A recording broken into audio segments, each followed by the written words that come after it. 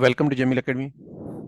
आज एक बहुत इंपॉर्टेंट जो exam point of view and practical job exposure के हिसाब से बहुत इंपॉर्टेंट टॉपिक। आज हम अकाउंटिंग के लास्ट रिपोर्टिंग सेक्शन में first report statement of profit loss account बनाएंगे। So let's move. Objective of today's lecture is steps in accounting cycle. Previously हम अकाउंटिंग साइकिल को डिस्कस कर रहे थे, उस अकाउंटिंग साइकिल के स्टेप्स को डिस्कस करेंगे। रिपोर्ट्स इन फाइनेंशियल स्टेटमेंट्स के रिपोर्ट्स कौन कौन सी बनती हैं। रिवीजन ऑफ अकाउंटिंग इक्वेशन को रिवाइज करेंगे, जो अकाउंटिंग इक्वेशन हमने थर्ड एंड फोर्थ लेक्चर में डिस्कस किया था। What is the statement of profit loss. Statement of profit loss account क्या चीज होती है। की component of statement of profit loss statement के की कंपोनेंट कौन से। Purpose of statement of profit loss statement, profit loss account statement के पर्पज क्या है, और फॉर्मेट एंड प्रैक्टिकल क्वेश्चन को करेंगे एंड लास्ट एमसीक्यूज को डिस्कस करेंगे। सो फर्स्ट ऑफ ऑल इस अकाउंटिंग साइकिल के अंदर, जिसे हमने अर्लियर डिस्कस किया था कि there are total 8 steps. First step में हमने डॉक्यूमेंट, सोर्स डॉक्यूमेंट, किस बेसिस पे हम अकाउंटिंग एंट्रीज करेंगे, रिकॉर्ड करेंगे। रिकॉर्डिंग में हम डबल एंट्रीज में जनरल एंट्रीज रिकॉर्ड कर रहे थे। थर्ड स्टेप में हम उस जनरल एंट्रीज से टी अकाउंट बना रहे थे। टी अकाउंट के बाद हमने फोर्थ स्टेप में ट्रायल बैलेंस बनाया था, जो इनिशियली सिर्फ हमारे एंट्रीज की वेरिफिकेशन, डेबिट क्रेडिट को इक्वल एंट्रीज की करेक्शन, डबल एंट्री को सिर्फ कंफर्म करने के लिए एक रिपोर्ट बनाई थी हमने। उसके बाद उसके एडजस्टमेंट, देयर आर 9 एडजस्टमेंट जो हमने डिस्कस की थी। 9 एडजस्टमेंट के बाद हमने प्रीवियस लेक्चर के अंदर adjusted trial balance and closing entries बनाई थी। आज हम क्लोजिंग एंट्रीज के बाद फर्स्ट रिपोर्टिंग सेक्शन में आएंगे। तो फाइनेंशियल स्टेटमेंट जो बनेगी, फाइनेंशियल स्टेटमेंट में कौन कौन सी रिपोर्ट्स आती है। There are mainly 5 reports. First is statement of financial position, जिसको प्रीवियसली बैलेंस शीट भी कहा जाता था। Second, statement of comprehensive income और profit, statement of profit loss account, जिसको प्रॉफिट लॉस अकाउंट पहले कहा जाता था या इनकम स्टेटमेंट कहा जाता था। स्टेटमेंट ऑफ कैश फ्लो, जिसको पहले कैश फ्लो स्टेटमेंट कहा कहते थे। स्टेटमेंट ऑफ रिटेन अर्निंग, जिसको प्रीवियसली रिटेन अर्निंग स्टेटमेंट कहते थे। और statement of note to the accounts, accounts के वर्किंग नोट्स को, जिसको पहले नोट टू द अकाउंट्स कहते थे, उसको प्रॉपर नाम में statement of notes to the account. इन 5 स्टेटमेंट में सबसे पहले हम अभी बात करेंगे स्टेटमेंट ऑफ कंप्रिहेंसिव इनकम और स्टेटमेंट ऑफ प्रॉफिट लॉस। एक और हमने प्रीवियस लेक्चर्स में डिस्कस किया था, detail accounting equation. Accounting equation हमने बनाई थी assets equal to liabilities plus capital plus revenue minus expenses. अब इस अकाउंटिंग इक्वेशन को दो पार्ट में ब्रेक कर रहे हैं। Number 1, assets liabilities and capital. Number 2, revenue minus expenses. Revenue minus expenses and assets equal to liabilities plus capital. Assets equal to liabilities plus capital जिस report में बनते हैं, जिस स्टेटमेंट में बनाते हैं, this statement is called statement of financial position, जिसको balance sheet कहते हैं। And revenue minus expense, revenue से एक्सपेंसेस माइनस करते, इस ये कौन सी स्टेटमेंट बनाते हैं, statement of profit and loss, जिसको इनकम स्टेटमेंट कहते थे। आज हमारा टॉपिक जो है वो statement of profit loss account. Next lecture के अंदर हम स्टेटमेंट ऑफ फाइनेंशियल पोजीशन को डिस्कस करेंगे। सबसे पहले what is statement of profit loss. Statement of profit loss, commonly referred as an income statement, is one of the fundamental financial statements used in accounting and finance. Accounting and finance की जो fundamental basic, सबसे basic financial statement बनती है वो profit loss account की बनती है। It provides a summary of companies revenue, expenses, gain and losses over a specific period of time, typically a fiscal quarter or year. ये statement of profit loss account एक certain accounting period की summary को discuss करता है। वो summary में क्या क्या शो होता है, कंपनीज का रेवेन्यू, कंपनीज की अर्निंग कितनी है, कंपनीज के एक्सपेंसेस कितने हैं, और कंपनी के एडिशनल गेन्स कितने हैं और लॉसेस कितने हैं। सर्टेन अकाउंटिंग पीरियड, वो एक क्वार्टर भी हो सकता है, 1 मंथ भी हो सकता है, 1 ईयर भी हो सकता है, इवन 1 वीक भी हो सकता है। Main purpose of statement of profit loss account is to show the profitability and the financial performance of a business during the reporting period. Main purpose जो है प्रॉफिट लॉस अकाउंट का, वो profitability को calculate करते हैं, जिससे company की financial performance की, कंपनी ने कितना प्रॉफिट अर्न किया है, कंपनी ने कितना अच्छा काम किया, कितना रेवेन्यू ज्यादा अर्न किया, कितना एक्सपेंस कम किया है किसी certain accounting period, reporting period में। की component of statement of profit loss account क्या चीज होते हैं? सबसे पहले रेवेन्यूज, जिसको सेल्स कहते हैं। This section represent the total income generated by the company through it's proper primary operation. जो जनरली बिजनेस है, जो नॉर्मल, लेट सपोज अगर एक ग्रोसरी शॉप है तो उस ग्रोसरी शॉप से कितना प्रॉफिट, कितना रेवेन्यू जनरेट हुआ, it include sales of goods और सर्विसेज। जो जनरल उसके सेल्स एंड सर्विसेज है, जो नॉर्मली जनरल आइटम्स को वो सेल्स जो करता है, जो परचेज करता है सेल्स के लिए, उनके लिए जितना भी प्रॉफिट होगा, जिस जितना भी रेवेन्यू होगा, जितनी भी सेल्स होगी, वो सेक्शंस आप, वो सेल्स आप इस रेवेन्यू, ये प्रॉफिट लॉस अकाउंट में रेवेन्यू सेक्शन के अंडर मेंशन करेंगे।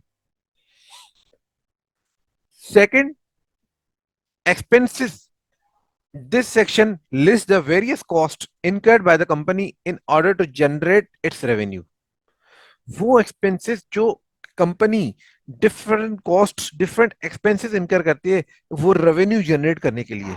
Expenses can be categorize into the operating expenses, employees की सैलरी, बिजनेस के rent, utilities, cost of goods sold, जो गुड्स सेल किए उसकी कॉस्ट कितनी है, and non operating expenses, let suppose taxes and interest, जो भी आपने इंटरेस्ट पे किया है, जो टैक्स पे किया है, वो एक्सपेंसेस। इसके अलावा cost of goods sold and salaries, rent and utilities. Next है gains. Gain represent income earn from activities outside the company's core operations. This can be include like a sale of assets. जो आपने पहले asset purchase किया था, अब वो asset cell किया, अब जितने में आपने डिप्रिशिएट करने के बाद जितना अमाउंट आपके पास एक्सपेक्टेड था कि इसका बुक वैल्यू, इसकी बुक वैल्यू कम है, अगर वो बुक वैल्यू से ज्यादा पे सेल करेंगे, जो हम प्रीवियसली डिप्रिसिएशन के चैप्टर्स में डिटेल से डिस्कस कर चुके हैं, अगर ज्यादा सेल करेंगे तो हमने क्या था, गेन ऑन, जब हम डिस्पोजल अकाउंट बना रहे थे उसमें gain on disposal of fix assets में प्रॉफिट लॉस अकाउंट क्रेडिट कर रहे थे, disposal account debit, profit loss account credit. तो वो जो गेन है वो भी प्रॉफिट लॉस अकाउंट में शो करेंगे। इन्वेस्टमेंट्स, किसी इन्वेस्टमेंट से अगर हमें इंटरेस्ट मिला, वो भी हम प्रॉफिट लॉस अकाउंट में शो करेंगे। और अदर नॉन ऑपरेटिंग एक्टिविटीज या किसी और नॉन ऑपरेटिंग एक्टिविटीज से जितना भी गेन मिला वो आप profit loss account, statement of profit loss account में शो करेंगे। लॉसेस सिमिलर टू गेन, जैसे हमने नॉन करंट एसेट्स की बात की, अगर प्रॉफिट पे सेल होगा तो गेन होगा, अगर बुक वैल्यू से कम प्राइस पे सेल करेंगे तो लॉस होगा। Loss represent expenses or losses incurred from non-operating activities. For example, a company might report losses from the sale of assets. और इन्वेस्टमेंट, कहीं किसी कंपनी में शेयर्स परचेज किए थे, उस कंपनी की शेयर्स की वैल्यू कम हो गई तो वो लॉस हुआ, वो लॉस भी आपके प्रॉफिट लॉस अकाउंट में शो होगा, मगर वो कोर आपके फाइनेंशियल ऑपरेशन से नहीं है। पर्पस क्या है प्रॉफिट लॉस अकाउंट बनाने का? The purpose of the statement of profit loss account is multi fold. Different इसके पर्पसेस हैं, जिसको मल्टी टास्क रिपोर्ट भी कहा जाता है। इवेल्युएटिंग द परफॉर्मेंस, ये statement of profit loss account आपकी परफॉर्मेंस को इवेल्युएट करता है। It helps stake holders such as investors, creditors, management the financial performance of the company during the specific time period by comparing the revenue and expenses. Revenue and expenses को compare करने के बाद आपकी performance को evaluate कहते हैं। It indicate whether the company made profit। profit कैसे होगा? अगर revenues are greater than expense तो आपको profit होगा, अगर इन और incurred loss तो revenues are less than expenses और expenses are greater than revenues। In condition में आपको प्रॉफिट लॉस अकाउंट रिपोर्ट आपके परफॉर्मेंस इवेल्युएशन करती है। Decision making, it assist in making informed decisions about the companies operations and financial health. Company की financial health and company के operations के लिए decision making में बहुत हेल्पफुल होता है कि क्या प्रॉफिट हुआ, क्या डिसीजन कर सकते हैं। Investors use this statement to decide whether to invest in the company, while management uses it to make decision about the cost control and revenue generation. Management इसकी फर्दर इन्वेस्टमेंट के लिए decide करते हैं, और internal management इसकी अपनी cost को control करना और रेवेन्यू को ग्रो करने के लिए जनरेट करते यूज करते हैं statement of profit loss. Financial reporting. It is a vital part of company's financial report, providing transparency and accountability to shareholders and regulatory authorities. General public के अगर शेयर से ऑनर से जो इसकी जिसकी भी कैपिटल है उसको उसको एक fair and transparent report show करते हैं, और रेगुलेटरी अथॉरिटीज लाइक एसईसीपी और FBR, publicly traded companies are required by law to publish this statement along with other financial statements. Publicly जो पब्लिक लिमिटेड कंपनीज है वो मैंडेटरी उनके लिए legally कि वो अपनी इस स्टेटमेंट को, फाइनेंशियल स्टेटमेंट की रिमेनिंग 4 रिपोर्ट के साथ साथ इस रिपोर्ट को लाजमी पब्लिश करें. Taxation. It is used by tax authority to determine the tax liability of a business. The profit reported in the statement often forms the basis for income tax calculation. जो profit आपने इस statement में अगर profit show किया तो वो basis बनेगा आपके इनकम टैक्स के बेसिस पे. Historical comparison. It allows for historical performance comparison, helping businesses track their progress over time. ये प्रीवियस परफॉर्मेंस से लास्ट हिस्टोरिकल परफॉर्मेंस को कंपेयर करने में बिजनेस को हेल्प करता है. अब एक फॉर्मेट की बात कर रहे हैं. फॉर्मेट किस तरीके से होगा? फर्स्ट ऑफ ऑल आपका कंपनी का नाम मेंशन होगा. सेकंड, इस रिपोर्ट कौन सी बना रहे हैं, रिपोर्ट का नाम होगा स्टेटमेंट ऑफ प्रॉफिट लॉस. किस अकाउंटिंग पीरियड के लिए बना रहे हैं, तो यहाँ पे ये होगा फॉर द ईयर एंडेड. किस टाइम ईयर एंड हो रहा है उस वो डेट मेंशन करेंगे. सेकंड स्टेप इसमें होता है कि सेल्स, जो सेल्स है वो आपके पास वर्किंग डिटेल नेट सेल्स, उसमें से माइनस करेंगे कॉस्ट ऑफ गुड सोल्ड. जो कॉस्ट ऑफ गुड सोल्ड, जो कॉस्ट ऑफ गुड सोल्ड है कि जो आइटम आपने सेल किया उसकी कॉस्ट कितनी है वो कैलकुलेट करेंगे, और वो सेल से माइनस करेंगे तो आपका ग्रॉस प्रॉफिट आएगा. ग्रॉस प्रॉफिट के बाद आपके ऑपरेटिंग एक्सपेंसेस जितने भी आपके एक्सपेंसेस हैं एडजस्टेड ट्रायल बैलेंस में, salaries, advertising expense, bad debts expense, depreciation expense, supplies expense, insurance expense, वो सब एक्सपेंसेस आप एक समरी लिस्ट बनाएंगे और वो अपने ग्रॉस प्रॉफिट से माइनस करेंगे तो आपके पास आएगा नेट प्रॉफिट और ऑपरेटिंग प्रॉफिट. ऑपरेटिंग इनकम, उसके बाद आप अदर इनकम, कमीशन इनकम और नॉन ऑपरेटिंग इनकम को ऐड करेंगे. जब नॉन ऑपरेटिंग इनकम को ऐड करेंगे तो आपके पास आएगा profit for the year. First heading में आपके पास 3 चीजें, कंपनी के नाम, रिपोर्ट का नाम एंड किस अकाउंटिंग पीरियड के लिए बना रहे हैं. सेकंड नंबर है ट्रेडिंग अकाउंट, और जिसको ग्रास प्रॉफिट कैलकुलेशन भी कहा जाता है, sales minus cost of sales. इसके लिए आप, मैंने आपको यहाँ पे वर्किंग 1 वर्किंग 2 मेंशन किया है क्योंकि इसको कैलकुलेट करने के लिए एडिशनल वर्किंग होती है. ये आपके पास एक्सपेंसेस टू ऑपरेट बिजनेस, आपको बिजनेस ऑपरेट करने के लिए जितने भी एक्सपेंसेस कैलकुलेट करने, और अदर देन बिजनेस ऑपरेशंस जितनी भी इनकम हो रही है या लॉस हो रहा है, इनकम होगी तो इसमें ऐड होगा, अगर लॉस होगा तो इसमें से माइनस करेंगे, तो आपके पास कैलकुलेट होगा profit loss, profit for the year. अब हम बात करते हैं प्रीवियस एडजस्टेड ट्रायल बैलेंस, जो प्रीवियस लेक्चर के अंदर हमने कैलकुलेशन की थी. पूरा आपके पास एडजस्टेड ट्रायल बैलेंस ये लेफ्ट हैंड में ग्रीन कलर में आपको पूरा गिवन है. अब इसमें से फर्स्ट ऑफ ऑल आपको कंपनी का नाम Asan traders, statement of profit loss for the year ended June 30, 2023, ये डेटा आपके पास क्वेश्चन की हेडिंग में गिवन. फर्स्ट ऑफ ऑल आप पहले पोर्शन ट्रेडिंग अकाउंट में क्या बात थी, net sales minus cost of good sold, तो आपके पास ग्रॉस प्रॉफिट आएगा. अब इस चीज को कैलकुलेट करने के लिए first of all net sales कैसे कैलकुलेट करेंगे. Net sales, net sales is equal to जितनी भी सेल्स है, सेल्स अमाउंट आपके पास ट्रायल बैलेंस में गिवन है. सेल्स रेवेन्यू है, रेवेन्यू क्रेडिट बैलेंस में होगा तो क्रेडिट में देख लें सेल्स का अमाउंट 2,30,100. इसके बाद अगर कोई कंट्रा रेवेन्यू जो डेबिट साइड पर है, रेवेन्यू की नेचर हमेशा क्रेडिट साइड पे होती है. अब इसके बदले अगर कोई contra revenue, let suppose sale return होगा तो डेबिट साइड पे होगा, सेल डिस्काउंट होगा तो डेबिट साइड पे होगा. अगर कोई ट्रायल बैलेंस में डेबिट साइड गिवन है तो वो माइनस करेंगे. अदरवाइज माइनस नहीं है, इस क्वेश्चन में नहीं है, तो हमने जीरो माइनस करने के बाद नेट सेल्स अमाउंट आ गया 2,30,100। नेक्स्ट है आपके पास नोट टू में हमारा था cost of good sold. Cost of good sold में आपके पास फर्स्ट ऑफ ऑल ऐड करना है, सबसे पहले अमाउंट देना है ओपनिंग इन्वेंट्री। ओपनिंग इन्वेंट्री आपके पास, आपने एडजस्टेड ट्रायल में गिवन थी आपके पास 10,000 डेबिट बैलेंस। उसके बाद उसमें ऐड करने हैं नेट परचेजेस। नेट परचेजेस में आपने परचेजेस ऐड करनी है, जितनी परचेजेस आपके पास ट्रायल बैलेंस में डेबिट साइड पर है, 1,25,000।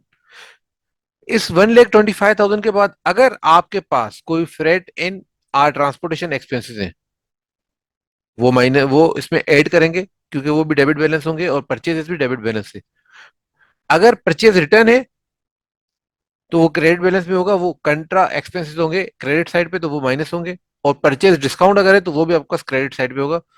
अब इस क्वेश्चन के अंदर ना फ्रेट इन है, ना परचेज रिटर्न है, ना परचेज डिस्काउंट है, ये दोनों सब चीजें माइनस जीरो जीरो करेंगे। तो 1,25,000 इज योर नेट परचेजेस। पहले आपके पास बिजनेस में 10,000 की इन्वेंट्री थी, 1,25,000 की इन्वेंट्री आपने फर्दर और परचेज किए, तो total inventory available for sale 1,35,000 rupees की होगी। इसके बाद आपने लास्ट में क्लोजिंग इन्वेंट्री की एडजस्टमेंट की थी, cost of good sold credit or trading account credit. तो वो कॉस्ट ऑफ गुड सोल्ड में 6,000 रुपीज को क्रेडिट अमाउंट था, तो वो आपने यहाँ पे एक्सपेंस में से माइनस किया है। तो माइनस करेंगे 6,000, आपके पास आएगा cost of good sold is 1,29,000। Sales कितनी है? 2,30,000, 2,30,100 and cost of good sold है 1,29,000। जब हम ये सेम अकाउंट में उस फॉर्मेट में पुट करेंगे, 2,30,100 माइनस 1,29,000, तो आपके पास अमाउंट आ गया ग्रॉस प्रॉफिट 1,01,100। इसके बाद आपके माइनस करने ऑपरेटिंग एक्सपेंसेस। ऑपरेटिंग एक्सपेंसेस जितने भी आपके पास अब एक्सपेंसेस हैं ट्रायल बैलेंस में, एडजस्टेड ट्रायल बैलेंस में, salaries and wages, sales commission expenses, advertise expenses, interest expense, depreciation expense, insurance expense, office supplies expense, ये सब एक्सपेंसेस का अमाउंट आपको सम अप करना है। सम अप किया तो ये आपके पास टोटल एक्सपेंसेस हुआ 75,500। 75,500 जब 1,01,100 से माइनस करेंगे तो आपका नेट प्रॉफिट आया है 25,600। 25,600 आपके पास टोटल एक्सपेंस से टोटल आपके पास नेट प्रॉफिट है। नेट प्रॉफिट 25,600 रुपीज आपका टोटल प्रॉफिट है। This is all about statement of profit loss को। अब आपके पास है MCQs. First MCQs, what is the primary purpose of statement of profit loss? Primary purpose क्या है statement of profit and loss? To show a company's assets and liabilities, क्या company के assets and liabilities show करते हैं? To provide a summary of company's financial position, क्या company की financial position show करते हैं? To show the company's revenues and expenses, और to list the company's shareholders. क्या पर्पज है statement of profit loss account में? जो purpose है वो पर्पज है रेवेन्यूज एंड एक्सपेंसेस को शो करते हैं। Option C is correct. MCQ number two, which of the following is considered a revenue in statement of profit and loss? Profit loss account में किस चीज को रेवेन्यू कंसीडर किया जाता है? Salaries paid to the employees, जो employees को salaries paid करते हैं, इंटरेस्ट एक्सपेंस, और सेल्स ऑफ गुड्स और rent paid for office space. First A में तो पे कर रहे हैं, तो इट मीन कि आपका पेमेंट कर रहे हैं, तो रेवेन्यू हो नहीं सकता। रेंट भी डी में भी पे कर रहे हैं। इंटरेस्ट एक्सपेंस और सेल्स ऑफ गुड्स, कि जो गुड्स आप सेल करते हैं उसके अमाउंट, उसके अगेंस्ट जो आपके पास पैसे मिलते हैं, जो पेमेंट रिसीव होती है, वो है आपका रेवेन्यू। तो option C is correct. Third, in the statement of profit loss, other income typically result from. Other income किस तरीके से आपको जनरेट होती है? Selling long term investment, long term investment को सेल करने के लिए, paying off employees salaries, employees की सैलरी पे करने से आपको इनकम जनरेट होती है। Renting office space, office space को रेंट करने से ऑफिस स्पेस जो आपने रेंट पे परचेस किया, रेंट पे लिया हुआ है, उसको रेंट पे करने से अगर आपको क्या इनकम जनरेट होती है, परचेसिंग इन्वेंट्री, क्या इन्वेंट्री परचेस से होती है? नहीं, तो ये आपके पास रेवेन्यू जनरेट होता है, अदर इनकम जनरेट होती है selling long term investment. Fourth है, which of the following is operating expense in the statement of profit and loss? Operating expense में क्या चीज आती है?